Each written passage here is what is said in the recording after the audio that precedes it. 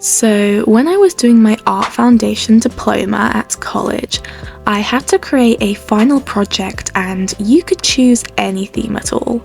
So I chose supernatural as my theme, and then I started making tarot card art and drawing folklore creatures from around the world and redesigning them. But then later I refined the project and I started to create a story and do a lot of world building within this story's universe, which I'm going to share with you in this video today. So the story focuses on my main character, Marcie. And while some people go to university to study medicine or law, Marcie studied spirit physiology. And the story follows her after she got some kind of literature-based knowledge from her degree.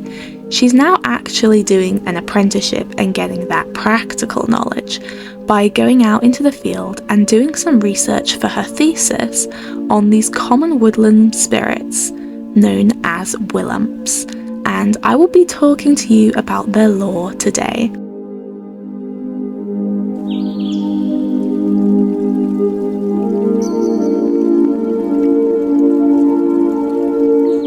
Have you heard of the term indicator species? An indicator species is an organism whose presence, absence, or abundance reflects a specific environmental condition. So, if a biologist wanted to know the health of a particular habitat, they would look for the presence of an indicator species.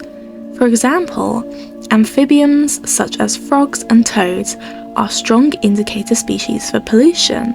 They have permeable skin through which they absorb oxygen and toxins, so as a result, they're extremely sensitive to changes in quality of air and water, and you simply won't see them in polluted areas. Similarly, the Whillump is an indicator species for the health of an enchanted forest. So, in this world, there are regular forests and regular modern life as we know it, which adheres to the rules of biology. However, in a number of locations, you can find flora and fauna that do not adhere to the normal rules of biology at all. In this world, certain flora possesses magical properties. When this flora is gathered together in close proximity with each other, these properties are amplified. Just like individual voices in a choir blend together to create a sound that is more powerful, harmonious, and resonant than any single voice could achieve on its own, when these flora are gathered together, their properties are similarly amplified, creating an effect far greater than the sum of their parts. And when these properties are amplified, it begins to create an environment which allows creatures referred to as spirits, which are thought to originate from a different realm of being, to cross over into our world. If you get enough of these flora together that it forms what's known as an enchanted forest, it will begin to create an energy so powerful that it becomes its own reality-bending habitat. So in this story, it's the modern world, and there are only a few of these huge enchanted forests around the world. Maybe only 100 or so, and they are protected and closed off for research. Not only because they harbour some very interesting creatures, and also, as you can imagine, some very valuable magical resources, but they are also quite dangerous, especially the deeper you go inside towards the centre.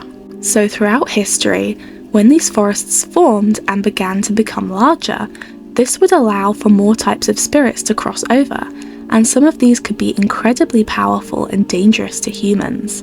So people in the past would often control the size of these forests to allow them to benefit from some of the magical resources without having to deal with the arrival of some of these more malignant spirits if it got larger. Meanwhile, a lot of the forests were actually completely stripped for resources and died out due to exploitation, or the people cut them down entirely for public safety reasons. So that's why there's not loads of these kind of forests everywhere in every country.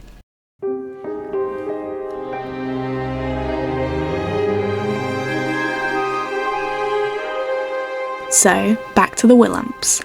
Marcie is studying them, and in particular their intelligence, for her thesis, so she's trying to run tests on them to better understand their cognitive capabilities.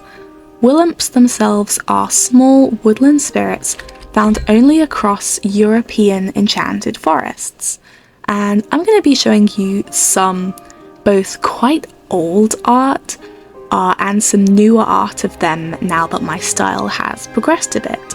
So apologies for the variable quality. The most common variant of Whillump is this blue species with yellow spots, known colloquially as the spotted blue.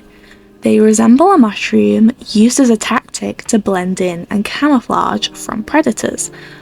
Which predators exactly, I'll talk about in more detail later. Despite their coloration being vastly different to the common browns, reds and yellows of European mushrooms, this doesn't seem to negatively affect their camouflage techniques against predator spirits.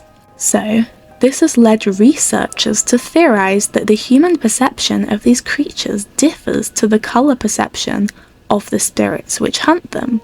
This has also been backed up by other research papers on other spirit species as well. So the leading theory in the field is that spirits have a significant perception difference to humans and the animals we're more familiar with, and this can even extend to a different perception of sounds and such. Speaking of sounds, Whillumps don't make sounds, and they actually, in fact, you might notice, don't have mouths at all, and a lot of things are unknown about them and their life cycles because they've simply never been observed.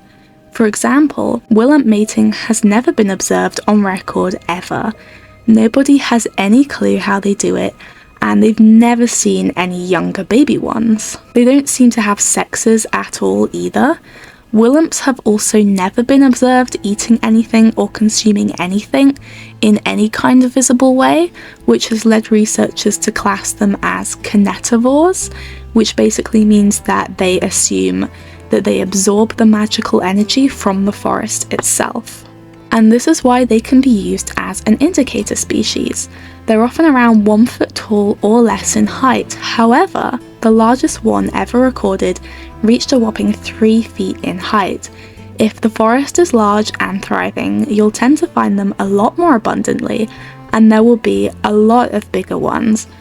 If the forest is small or withering away, you'll find a lot less, and they'll be quite small. We don't know how long their lifespan is, but we do know that they will quickly wither and die if they're taken too far from an enchanted forest, and that they need quite a lot of magical plants around them to survive. So it's thought that the longer that they live in a healthy habitat, the bigger they will steadily grow. And the bigger they are, the older they must be. Although nobody is sure at what rate exactly they do grow. Whillumps can also die from predation. When researchers have tried to capture them within the forest to see how long they'll live while detained, they're actually pretty good escape artists. Either that or they will quickly die because of what seems like they're withering away from almost like depression, like a lack of stimulation or being able to move freely around the forest will just cause them to wither away and die. We also don't know what they're made of or what any spirit is made of. So Whillumps are semi-physical spirits. Some are physical and can be interacted with by biological creatures. Some are entirely non-physical and some are partially physical. So when it comes to Whillumps, they're partially physical. Their stalk or body is physical, but the mushroom cap itself actually isn't. So if you kill one and try to dissect it, they're made of a material which isn't cells. Spirits don't have cells like we do. So the cap itself after death just slowly fades away, and the body will rot, but flies and maggots and things like that won't touch it.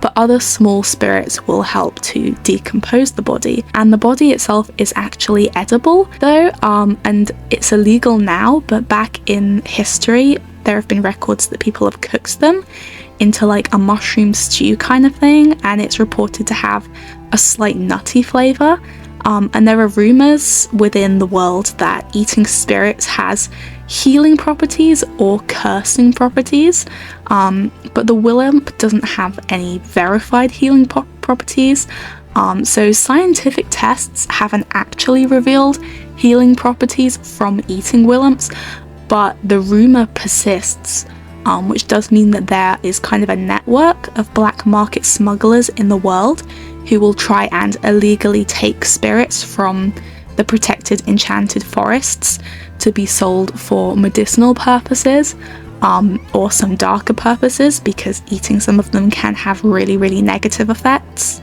As for predators, Whillumps are not only predated by spirits, they are also predated by anything biological that would be big enough to eat them, like foxes and things.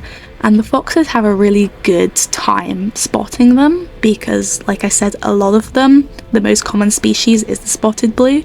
So whilst they can camouflage from other spirits, biological creatures like foxes will just spot them from a mile away because the forest is green and they are just bright blue and yellow.